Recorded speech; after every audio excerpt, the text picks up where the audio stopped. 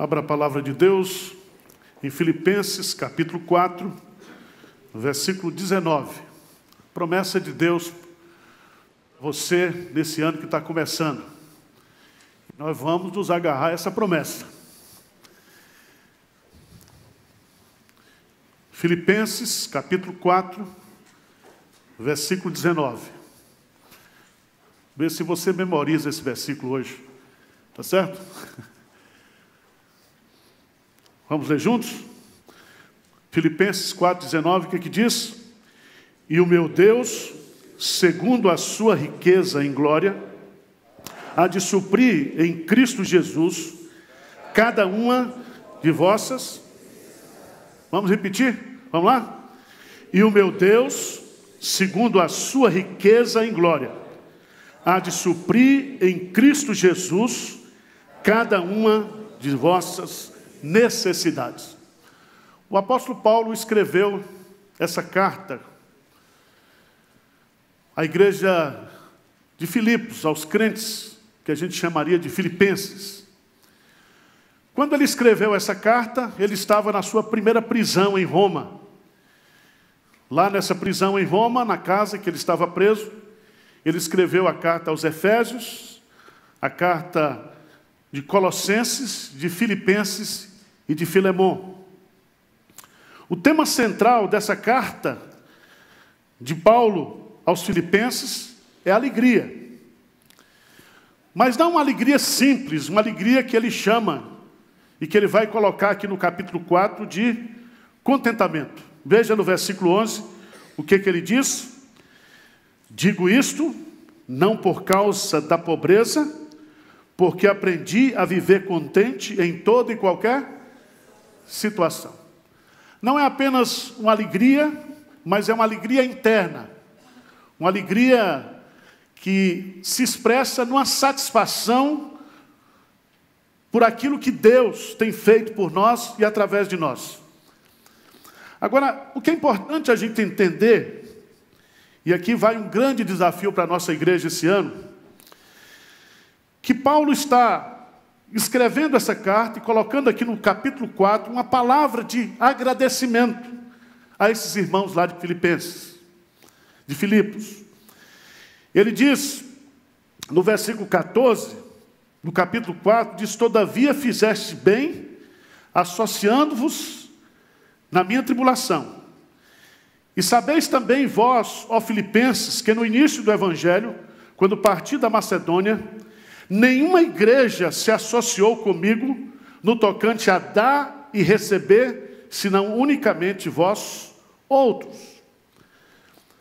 Ou seja, de todas as igrejas que Paulo plantou, a única igreja em que há registro no Novo Testamento, que ajudava na manutenção de Paulo, mandando uma oferta missionária, mandando alimentos para ele, roupa para ele, a única igreja que fazia isso era essa igreja aqui, a igreja aos Filipenses. E é nesse contexto, e eu queria que você lesse comigo o versículo 17, é nesse contexto que ele vai dizer, versículo 17, leia comigo: não que eu procure o donativo, mas o que realmente me interessa é o fruto que aumente o vosso crédito. Recebi tudo e tenho abundância, estou suprido, desde que Epafrodito me passou às mãos o que me veio de vossa parte, como aroma suave, como sacrifício aceitável e aprazível a Deus. É nesse contexto que ele vai, então, colocar isso no versículo 19. Ele diz: e o meu Deus, segundo a sua riqueza em glória, há de suprir em Cristo Jesus cada uma de vossas, o quê? Necessidades. Então, essa promessa, no seu sentido original, ela se aplica a igrejas e a crentes que estão envolvidos, contribuindo para a obra missionária. Eu diria que esse versículo aqui se aplica bem para nós. Porque dos quase 10 milhões que nós vamos arrecadar esse ano no orçamento da igreja, 63% disso vai para fora. E a nossa visão é de expansão, e a nossa visão é de crescimento, e a nossa visão é de sustentar cada vez mais missionários.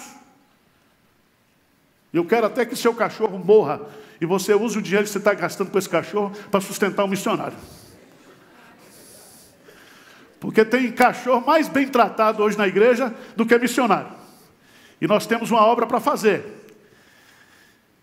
E eu queria então fazer uma reflexão nesse versículo. Fazer uma reflexão nesse versículo. E o meu Deus, segundo a sua riqueza em glória, há de suprir em Cristo Jesus cada uma de vossas, o quê? Necessidades. 5 lições aqui, bem simples nesse versículo. A primeira delas é que esse versículo diz que nós temos o quê? Necessidades. Temos necessidades. Existe um psicólogo chamado Abraham Maslow. Ele criou, ou inventou uma pirâmide. E nessa pirâmide ele coloca ali as 5 principais necessidades do ser humano. E na base da pirâmide tem as necessidades fisiológicas, comer, beber, dormir, né? Tudo aquilo que está ligado à nossa sobrevivência. Depois ele coloca a questão da nossa segurança social. Depois ele coloca nosso status de autoestima. E lá no ápice da pirâmide ele diz que todos nós temos necessidade de autorrealização. Em outras palavras, nós somos pessoas necessitadas, nós temos carências que precisam ser atendidas. Carências físicas, carências emocionais, carências materiais e carências espirituais. Eu queria que você abrisse lá no Salmo 40. Salmo 40. Davi expressa isso de uma forma tão bonita. Ao passar por uma situação difícil, ele confessa para Deus, ele termina esse salmo maravilhoso de confiança em Deus. Veja lá, Salmo 40, versículo 17, lê comigo, o que ele diz? Eu sou pobre e necessitado, porém o Senhor cuida de mim. Tu és o meu amparo e o meu, não te detenhas, ó Deus meu. Eu sou pobre e necessitado.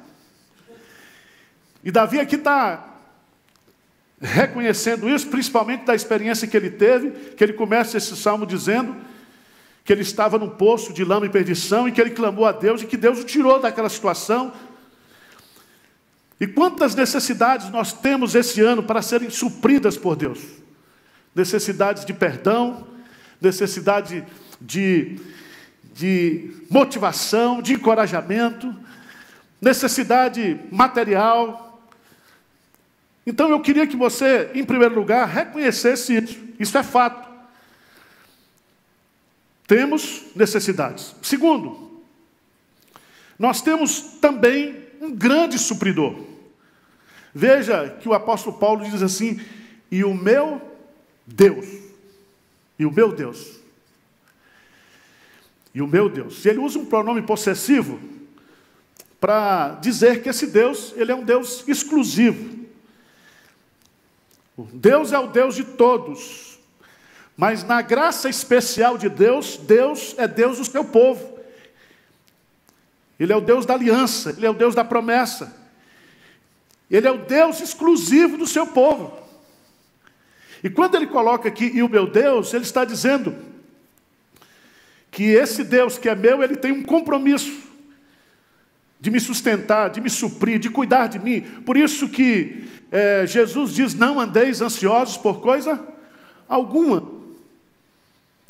E Paulo vai dizer isso aqui em Filipenses capítulo 4, ele diz, não andeis ansiosos de coisa alguma, em tudo, porém, sejam conhecidas diante de Deus as vossas petições pela oração e pela súplica com ações de graça.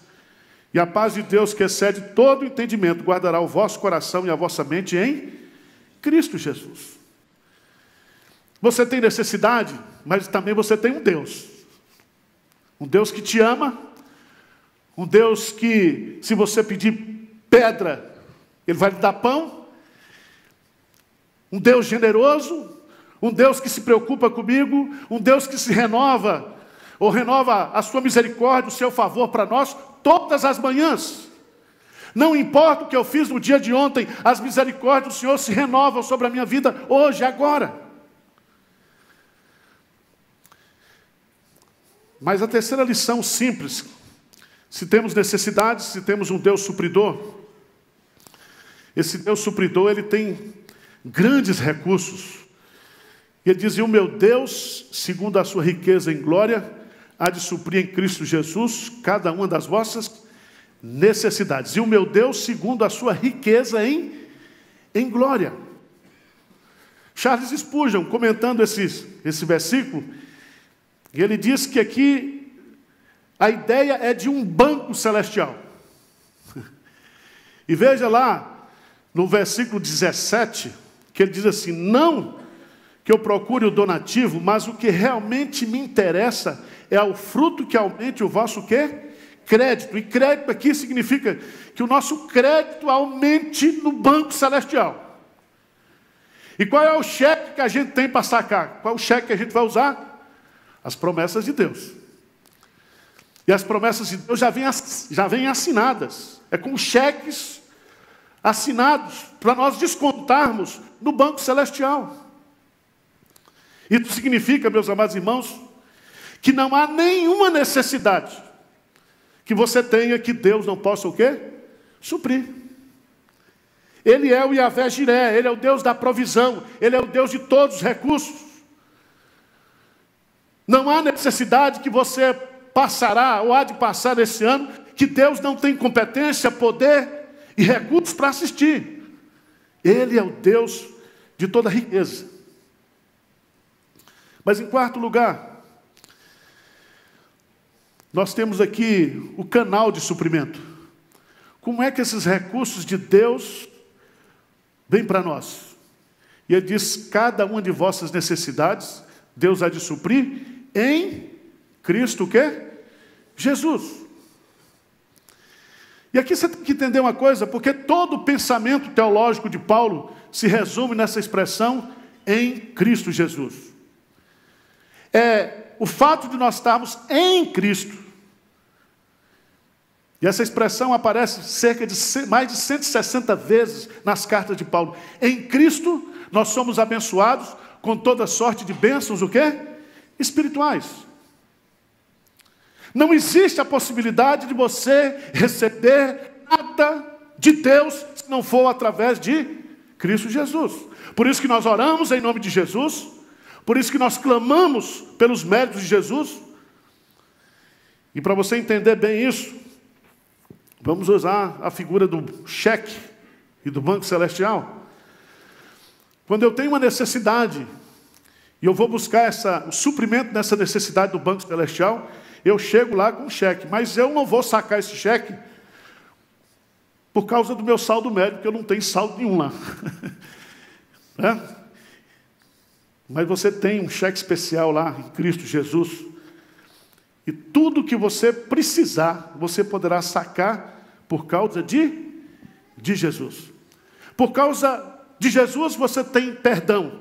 Por causa de Jesus você tem purificação. Por causa de Jesus você tem consolação. Por causa de Jesus você tem suprimento material. Por causa de Jesus Ele é poderoso para confortar você, para consolar você, para tirar você de qualquer crise, de qualquer situação. Em Cristo Jesus. Esse é o canal. Mas a palavra mais bonita desse versículo, para a gente encerrar a quinta lição, ele diz, e o meu Deus, segundo a sua riqueza em glória, há de suprir. Há de suprir. E aqui é uma ação de suprimento. E como é que a gente pode entender isso? Significa que não é poderá, ou talvez, ou você crê nisso aqui, ou você não crê. Ou você se apropria disso, ou não se apropria. Porque o Deus da Bíblia não pode o quê? Mentir. Ele há de suprir. E é tão interessante isso. Provérbios, veja lá, Provérbios 3.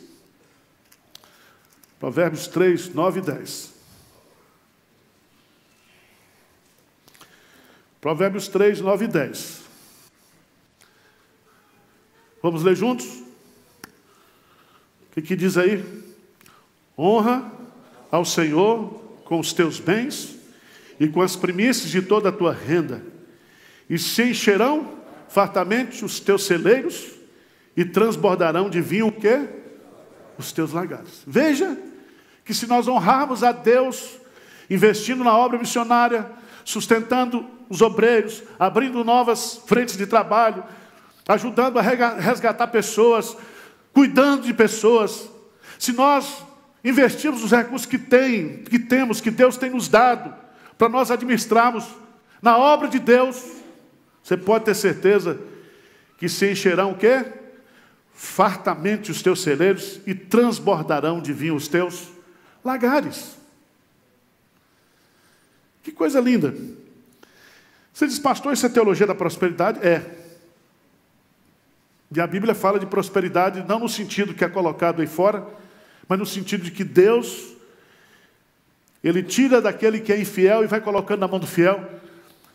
Foste fiel no pouco, sobre o muito será o quê? Colocado. E a grande bênção, o grande privilégio que a gente tem, meus amados irmãos, é poder usar os recursos materiais deste mundo para nós ajuntarmos tesouros onde? Nos céus. Abra sua Bíblia, por favor, em Lucas, capítulo 6, versículo 38.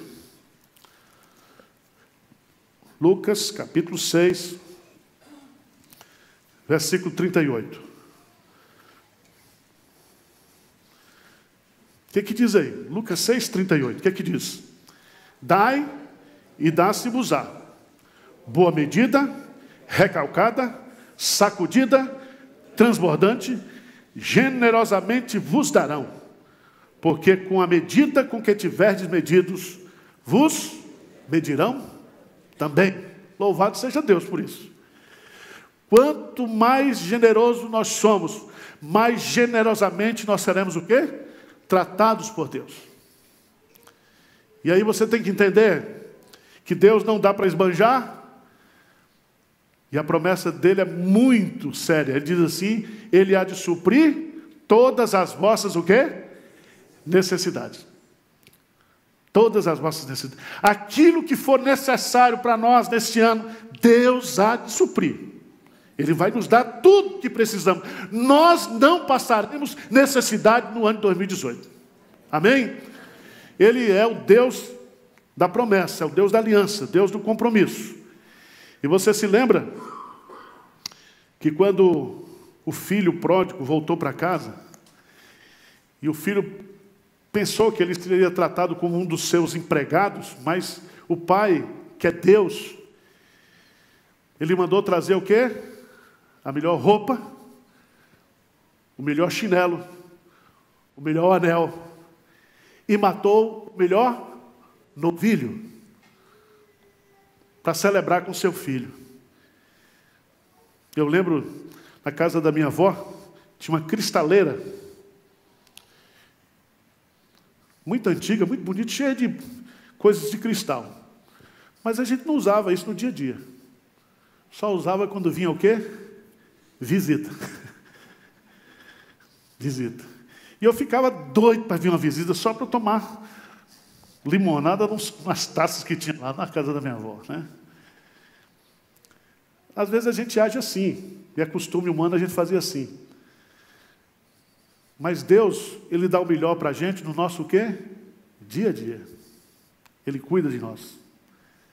Cuida de nós. Tudo que eu preciso para viver, o meu Deus vai suprir. Ele há de suprir. Amém? Vamos orar? Senhor Deus, nós cremos na Tua palavra.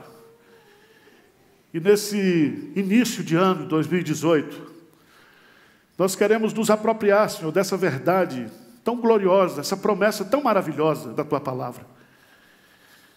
Queremos amar a Tua obra, amar o Senhor, em primeiro lugar.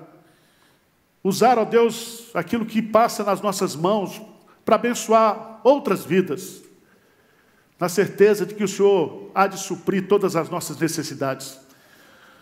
Não faltará o pão, não faltará as bênçãos espirituais, não faltarão, ó Deus, os recursos que precisamos para viver e para sobreviver nesse ano 2018. Que o Senhor conforte o coração da tua igreja. Tira do coração e da mente todo espírito de pessimismo, de tristeza, de abandono, porque o Senhor cuida de nós. Que a preocupação e a ansiedade com a economia, com o emprego, com o trabalho, seja removido do nosso coração e que nós possamos viver a fé nesse ano de 2018. Nós oramos humildemente em nome de Jesus. Amém.